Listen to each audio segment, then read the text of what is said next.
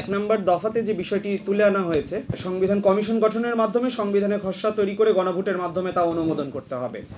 এই বিষয়টিতে যদি আমরা খেয়াল করি তাহলে যে গণ অভ্যুত্থান সংগঠিত হয়েছে সেই গণ অভ্যুত্থান পরবর্তী আমরা এখনো পর্যন্ত নিশ্চিত না যে আমাদের যে সংবিধানটি ছিল, যেই সংবিধান একজন হাসিনা তৈরি করেছে, যেই সংবিধান একজন ফ্যাসিস্ট তৈরি করেছে, যেই সংবিধান একজন স্বৈরাচার তৈরি করেছে, সেই সংবিধান এখনো পর্যন্ত বলবৎ আছে, থাকলে কতটুকু আছে এবং না থাকলে সেটি কি উপায় নাই আমরা কিন্তু এখনো পর্যন্ত জানি না।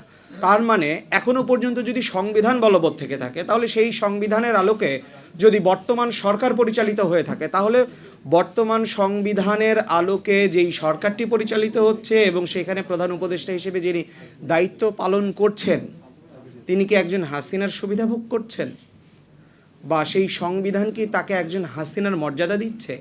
এটি কিন্তু এখনো পর্যন্ত আমাদের কাছে বড় একটি প্রশ্ন হয়ে আছে। এবং সংবিধান যে এখানে পুনর্গঠন করবার কথা যেটি বলা হয়েছে সেটি আমরা কি প্রক্রিয়ায় করতে পারি? তাহলে কি আমরা একটা গণপরিষদের দিকে আগাবো?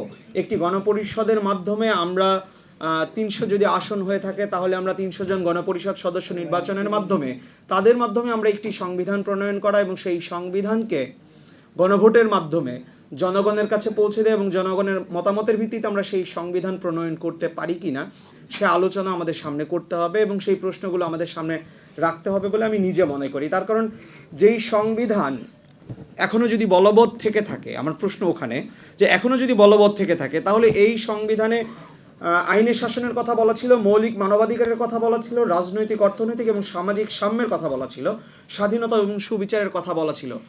কিন্তু আমরা দেখেছি এই প্রত্যেকটি বিষয় কিভাবে ভুলুণ্ঠিত হয়েছে এবং জনগণের কাছ থেকে কতটা নির্মমতার সঙ্গে কেড়ে নেওয়া হয়েছে, তাদের জীবন যেভাবে কেড়ে নেওয়া হয়েছে ঠিক একইভাবে। অতএব এই প্রশ্নগুলো কিন্তু এখনও আমাদের থেকেই যায় এবং আমার মনে হয় যে এখনই সময় আমরা এই সরকারকে সেই প্রশ্নগুলো করব যে আমাদের সংবিধান এখনো বলবৎ আছে কিনা, থাকলে সেটি কি উপায় আছে এবং সেই সংবিধানের আলোকে যদি আপনারা রাষ্ট্র ক্ষমতায় বসে থাকেন তাহলে আপনারা সেটি কিভাবে পারেন এবং আপনারা কি ধরনের ক্ষমতা উপভোগ করছেন সে উত্তরগুলো আপনাদের দেওয়ার সময় এসেছে। এই যে গণ অভ্যুত্থান, যে গণ অভ্যুত্থানের সুফল আমরা সবাই ভোগ করছি এবং যে গণ অভ্যুত্থানের সুফল এই সরকার, সেই গণ অভ্যুত্থানে কিন্তু এই ছাত্রদের সঙ্গে তরুণদের সমান তালে যে অবদান ছিল, যে আত্মত্যাগ ছিল, তাহলে সেই গণ অভ্যুত্থান পরবর্তী যেই সরকার পরিচালিত হচ্ছে সেই সরকারটির মাধ্যমে যুব যে তরুণদের সংগঠন রয়েছে তাদের যে দেশ ভাবনা রয়েছে সেই দেশ ভাবনা সম্পর্কিত তাদের যে আলোচনা, অবশ্যই সেটি এই যুব মন্ত্রণালয়ের যিনি উপদেষ্টা আছেন তিনি শুনতে বাধ্য এবং সেটা তার শোনা দায়িত্ব এবং কর্তব্যের মধ্যে পড়ে। তিনি এখনও সেটি করেননি, অতএব যত দ্রুত সম্ভব সেটি তিনি করবেন বলে আমি আশা করি।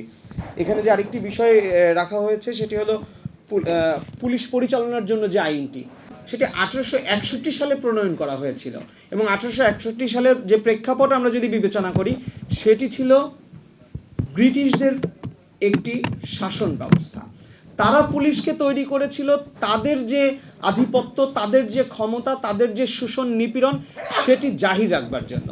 সেই আইনে যখন আমার দেশের পুলিশ চলে, স্বাধীন বাংলাদেশের পুলিশ চলে, সে মূলত সরকারের পক্ষ হয়ে, ক্ষমতার পক্ষ হয়ে জনগণের উপরে দমন পীড়ন চালিয়ে জনগণকে নিবৃত করবে, জনগণকে সেই সরকারের শাসন মেনে নিতে বাধ্য করবে। এটি তো পুলিশের আইন, এই আইনেই তো পুলিশ চলে। অতএব এখানে তো পুলিশের দোষ না, আমরা সেই আইনে পুলিশকে চালাচ্ছি। অতএব সেই আইন কত দ্রুত পরিবর্তন করা সম্ভব এবং সেটি জনগণের পক্ষ হয়ে একজন পুলিশ বা এই পুলিশ বাহিনী জনগণের পক্ষ হয়ে জনগণের অধিকার রক্ষা করবে তেমন আইন তৈরি করেই এই পুলিশ বাহিনীকে নতুন করে বিনির্মাণ করতে হবে বলে আমি নিজে বিশ্বাস করছি। আমি আগেই ক্ষমা প্রার্থনা করছি, এটি যদি আক্রমণ হয়ে থাকে তাহলে আমাকে ক্ষমা সুন্দর দৃষ্টিতে দেখবেন। আমি শুধুমাত্র সচেতনতার জন্য বিষয়টি বলছি। সেটি হলো একে আজাদ সাহেবের সমকাল পত্রিকা ছাত্র আন্দোলন বা গণ অভ্যুত্থান সময়ে আমরা যদি খেয়াল করি তিনি প্রধানমন্ত্রীর আশেপাশে থেকে এই স্বৈরাচার সরকারকে, ফ্যাসিবাদ সরকারকে সর্বাত্মক সহযোগিতা করে গেছেন এবং সমর্থন জানিয়ে গিয়েছেন। কিন্তু বিগত 10 দিনে যদি আপনারা সেই সমকাল পত্রিকার রাজনৈতিক বিভাগের 10টি কলাম পড়েন তাহলে দেখবেন এই 10টি বিএনপির স্তুতি স্তাবক গেয়ে লেখা হয়েছে।